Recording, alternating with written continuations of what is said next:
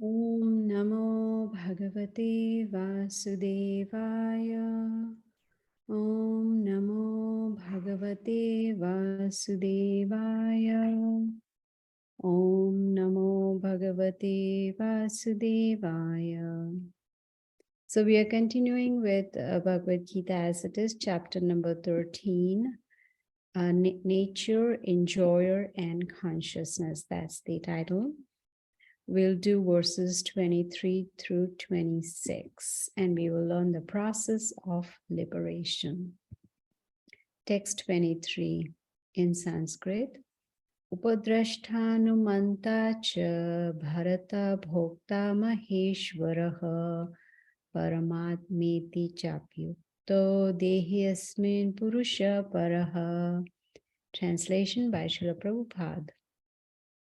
Yet in this body there is another, a transcendental enjoyer, who is the Lord, the supreme proprietor, who exists as the overseer and permitter, and who is known as the super soul.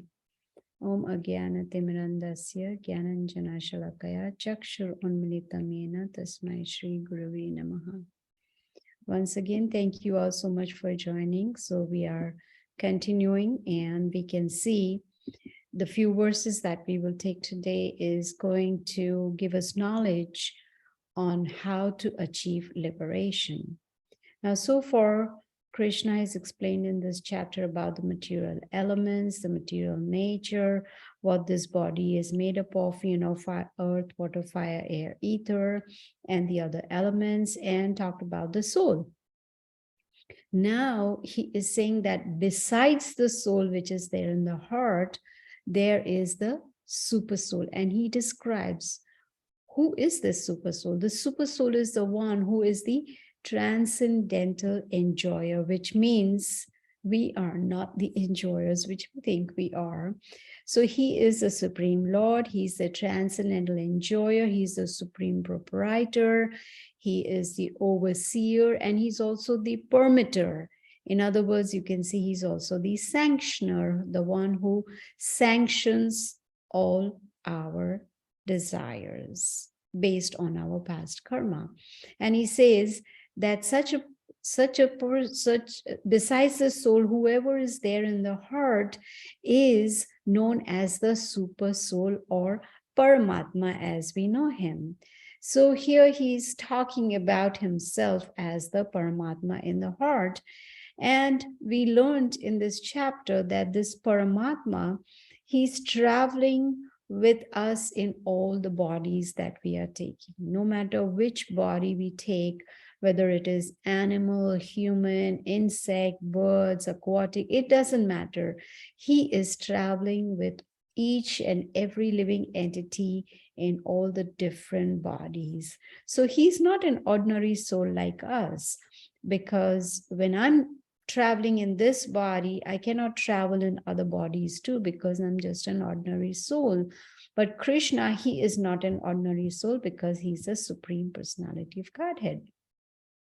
Now, we also learned that just as I am aware of my body, what's going on in my body, what's going on in my mind, what's in my heart, but Krishna, he is aware of all the bodies. He knows the desires of each and every living entity. He knows all the bodies.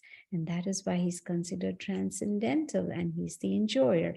Now, even though he is witnessing our activities, but he stays aloof from our activities. He does not get involved, in the sense he does not interfere with our minute independence. So he stays aloof from our karma, whatever activities we are performing.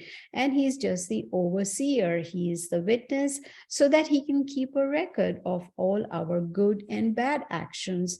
And based on that, he gives us our reactions, whether good or bad. So in Sanskrit, we can say we are Atma, and he is Param Atma. That is the difference. We are just the Atma, spirit soul, and he is the Paramatma, the super soul.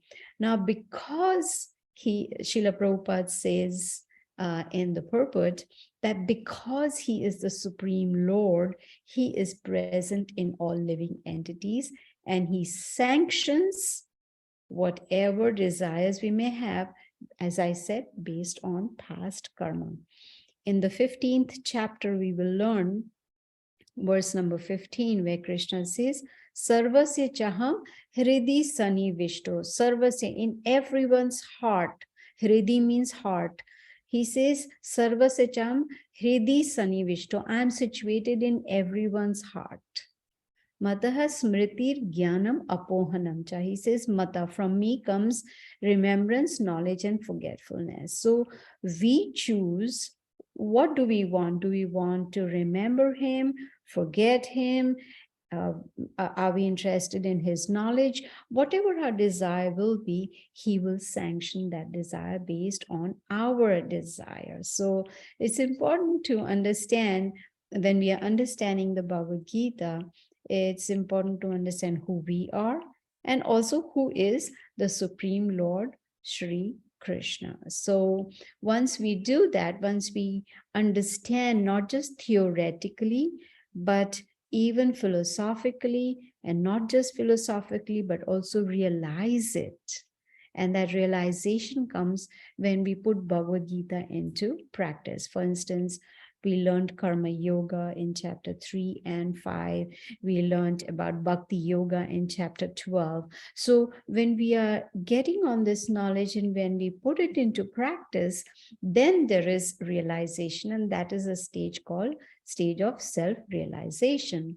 You know, we have, most people have a tendency to not be interested in spirituality, not be interested in understanding who I am, why am I suffering, what is the purpose of human life, you know, what should be the goal of human life. Most people are not interested in these questions, but someone, Krishna says, someone who is intelligent inquires. And those who have a tendency to reject God or to reject his sanction, Krishna gives a very nice verse in the Bhagavad Gita. He says, Prakrite kriyamanani gune karmani sarvasha ahankar vimhud atma. Ahankar. So, you know, due to pride, due to ahankar, that pride, you know, people are not able to understand that they are not the controllers, but Krishna is the controller and he is the one who is in charge. So we've heard so much about, you know, Krishna accompanying us in all different bodies. So now this life, I have this human form. I don't know what form it's going to be in the next life. It doesn't matter. Krishna will travel with me, which means me means the spirit soul will travel, the spirit soul and the super soul will travel together along with the subtle body and go on to the next body. So the important question is, why is Krishna accompanying us? Is it that he has nothing else to do? You know, he is idle, he's free, he just feels like, no. He is accompanying us in each and every body to help us to break the cycle of birth and death, you know, birth, disease, old age, death, to break the cycle and take us to our original home, which is the spiritual world. Unfortunately, most people in this material world are misusing their minute independence. Whatever little independence we have, most people are misusing it, which means they're not utilizing this rare human form of life for self-realization. Most are, you know, you can say not interested in spiritual life. They just want to, you know, they say this is just one life. Let's enjoy this life and live it to the fullest because we haven't seen what happens after. But that is not the right way to look at it. But see, Krishna is so kind, so compassionate that he is accompanying us, which is, He is guiding us from within and without, outside. He's guiding us through the Bhagavad Gita. In Bhagavad Gita, it's like an instruction manual for human form, just like when we buy a new gadget or a new car, along with that comes the owner's manual, that gives us the knowledge about how to operate that machine, that gadget, or that new car. So similarly, he has given us this human form, and along with that, he has given us an owner's manual, which is the Bhagavad Gita, that shows us how we should walk, how we should talk, how we should sit, what are the activities that are going to help us get liberated, and what are the activities that are going to put us in bondage or bind us in this material world. So he has also not only given us the Bhagavad Gita, but also teaching us through Arjuna that how, if we have good association, like see today we are associating with each other, we are hearing Bhagavad Gita. So Bhagavad Gita are the words of Krishna, the Supreme Lord. So when we are hearing Bhagavad Gita, we are actually associating with Krishna. And not only that, we are associating with each other. In other words, we are all interested in spirituality, and that's why we are here on the Zoom call. So when we have this kind of association, then we feel inspired, we feel motivated to put this Bhagavad Gita into practice. So he's guiding us as the super soul in the heart, and he's also guiding us through the Bhagavad Gita. Now, if we analyze what exactly do people want in this material world? Most people will come up with just one word, and that is happiness. Everyone wants to be happy, but they don't know where to find it. They don't know where can we find permanent happiness, not happiness that has a beginning and it has an end. Material things, they give us happiness when we receive them, and after a while we either lose interest or we desire something else, so that happiness actually comes to an end.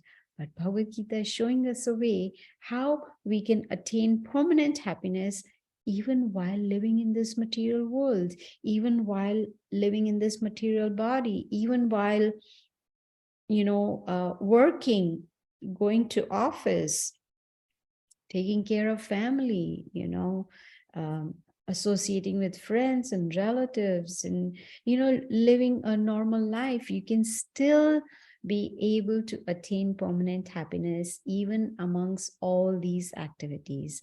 And what does that entail?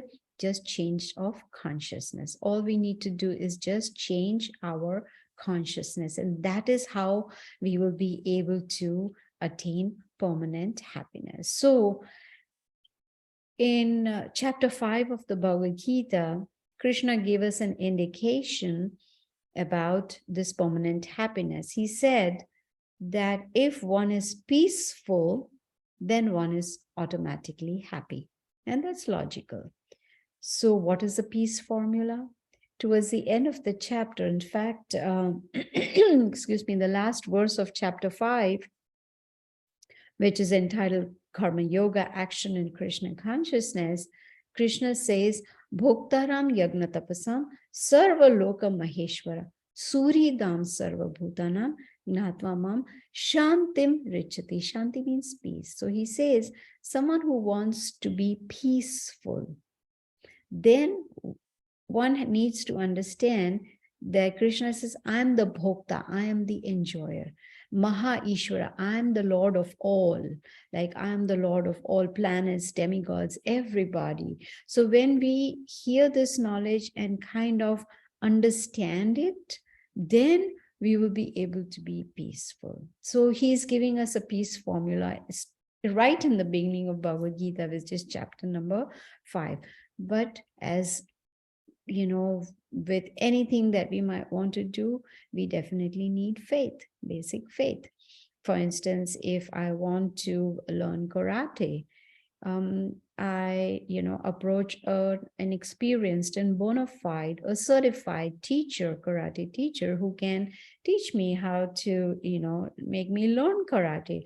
But then I got to have faith in that teacher. Once I do my research, yes, this teacher is certified, has a certification, is bona fide, is experienced, then I need to have that basic faith, and I need to build that faith and make it firm faith. If I don't, then I won't be successful in learning karate.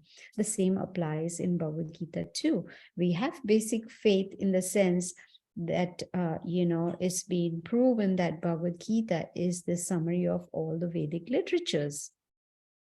Not just a summary, it's the essence. It's the essence of the Vedas. And Bhagavad Gita is spoken by Krishna, and scriptures clearly tell us Krishna is the Supreme Personality of Godhead. So with this basic knowledge, we continue with the basic faith and hear the whole Bhagavad Gita. And as we hear Bhagavad Gita and we also at the same time put it into practice, in other words, we also chant on a daily basis, then this knowledge will gradually turn into wisdom, which will help us to become self-realized, and it will help us to attain liberation, even while in this body, because liberation is a state of consciousness. It's not that, some light comes out from the body and it goes and merges into some light. That's not liberation. So firm faith is very important. Just like, we have firm faith in our family, we have firm faith in our friends, in our material life, and, we try to enjoy with them, try to lead a happy life, trying to enjoy. Talking about enjoyment, I received a small a picture. I received a picture of a gentleman who was holding a baby, a newborn baby, and had a very big smile. And there at the bottom, it was written, he is happy to welcome his 60th child, 60. That means he already had 59 children, 3 wives and 59 children. And this was his 60th child.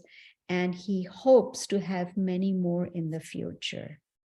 This is called enjoying, sense enjoyment, trying to enjoy the senses.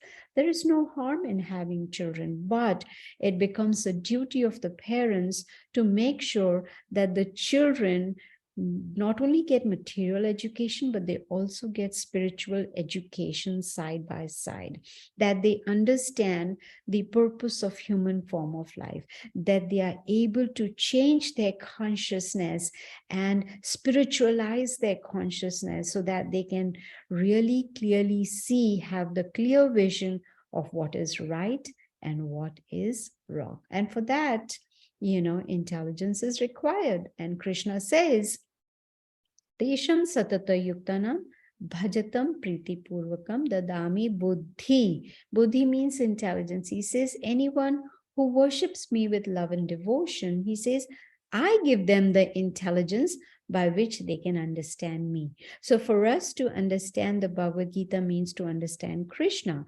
Now to do that, we need his mercy.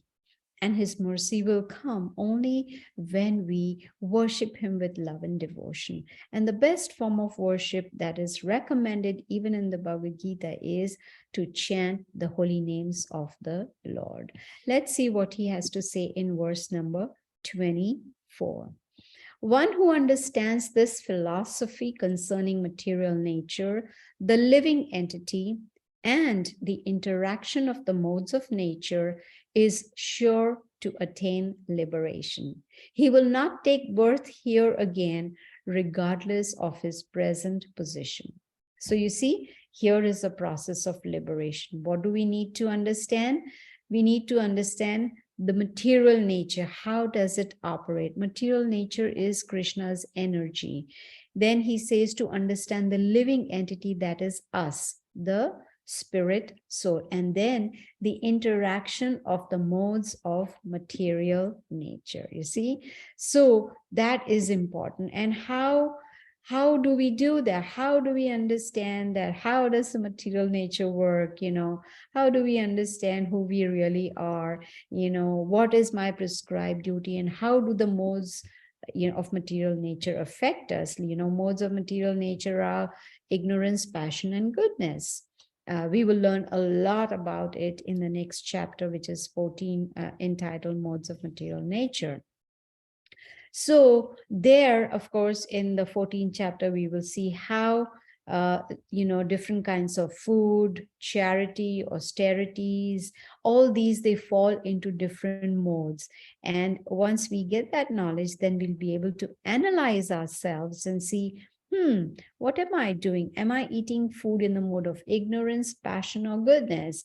Am I performing charity in the mode of ignorance, passion, or goodness? So that knowledge will help us, and also we'll know the process of transcending these three modes of material nature. So once we understand and follow this process given in the Bhagavad Gita, then Krishna says, then there is no more birth in this material world.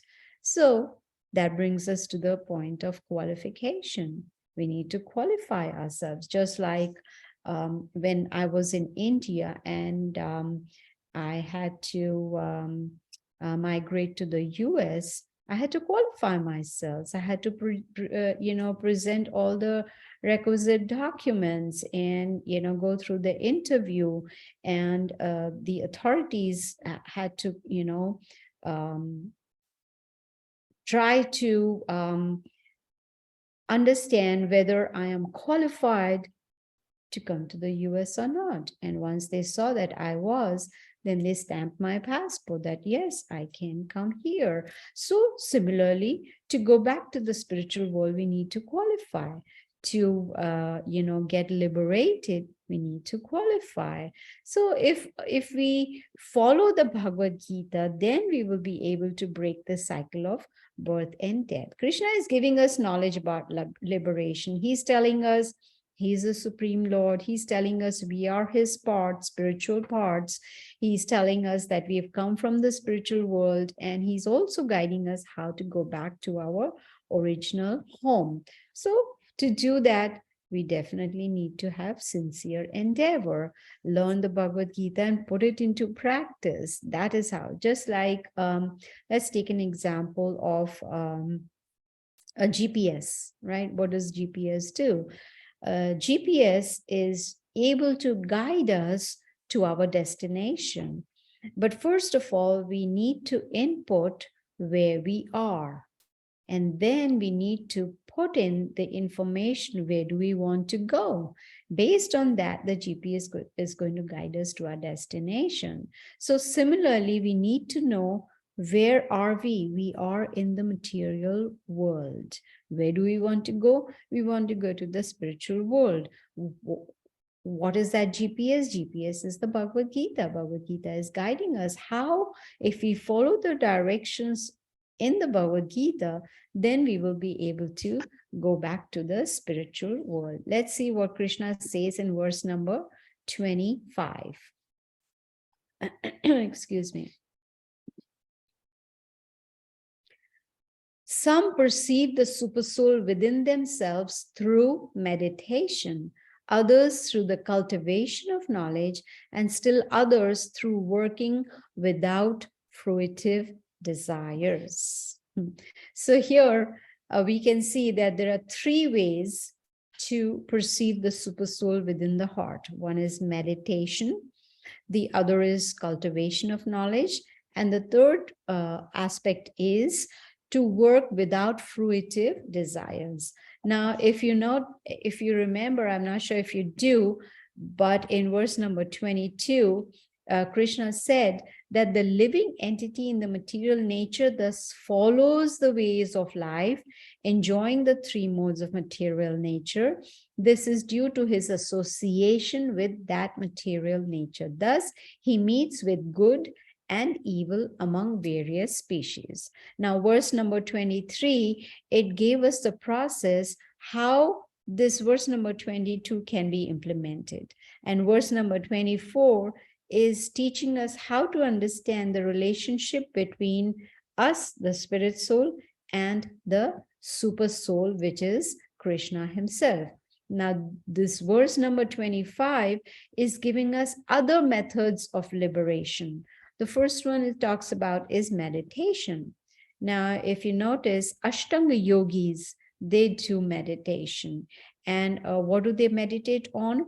Their focus is to think about, to meditate about the super soul within the heart.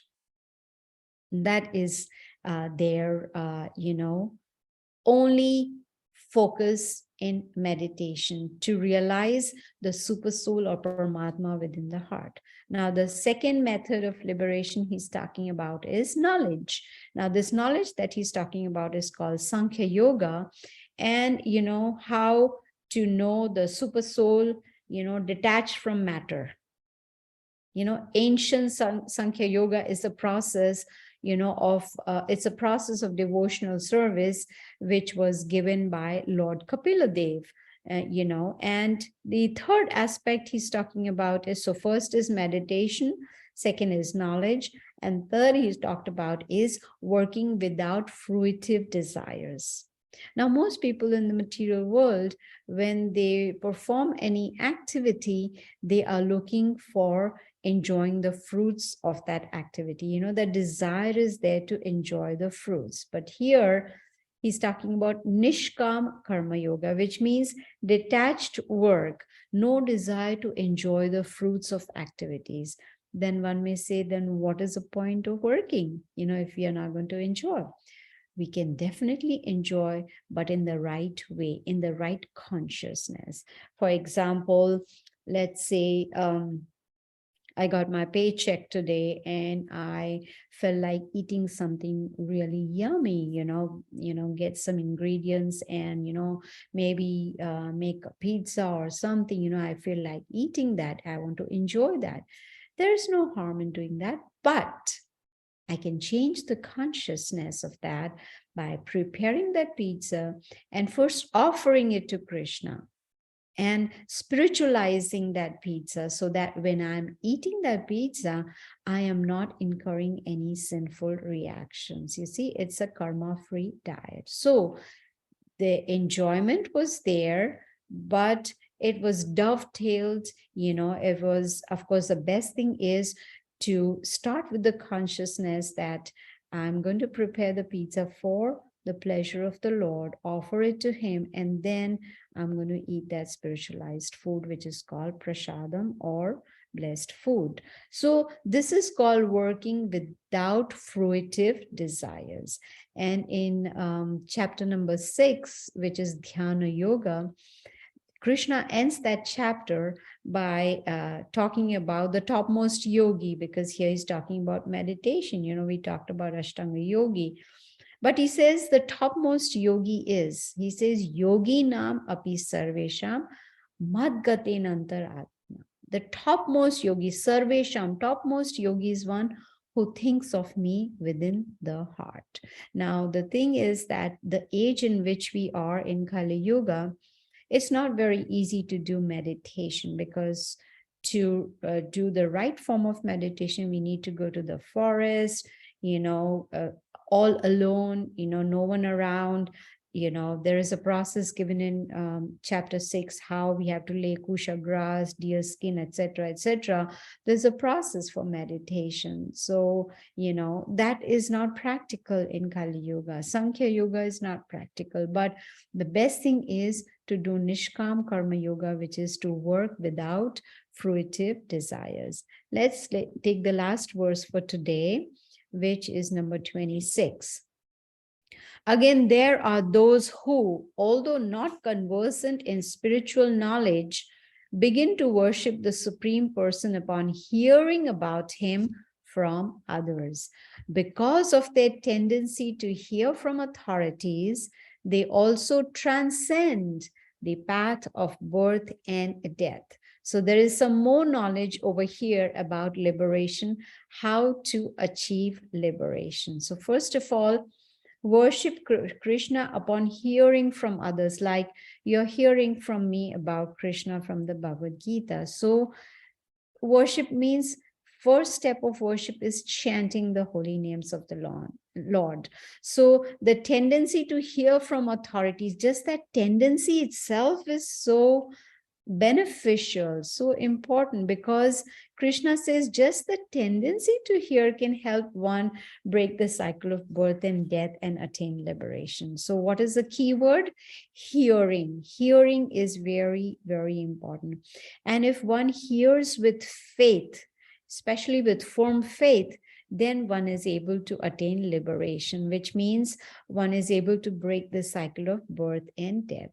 In fact, when Krishna came 500 years ago as Chaitanya Mahaprabhu, he also emphasized on the process of hearing. Just by hearing, one can make spiritual progress. So what is this Maha Mantra that we chant after each class? That is it's a sum total of all the mantras in the Vedas put together in this Maha Mantra. Maha means the topmost, the topmost mantra that is available for Kali Yuga. So when we chant the Maha Mantra, that helps us to cleanse our heart and gives us an opportunity to understand the Bhagavad Gita more clearly. Otherwise, it'll just be knowledge, which is also good. Taking on knowledge of Bhagavad Gita is good. But if you want to realize, this knowledge, then we need to put it into practice. And that is chanting the holy names of the Lord.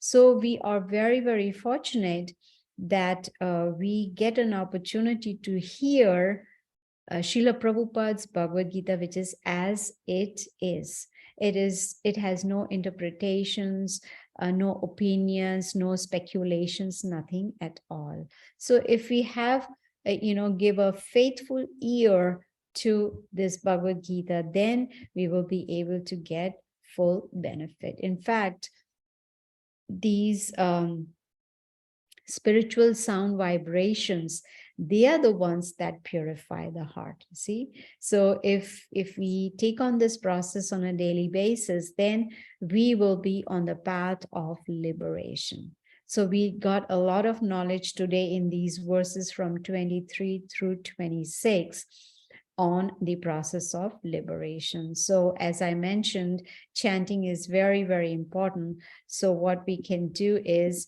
we can chant for a few times.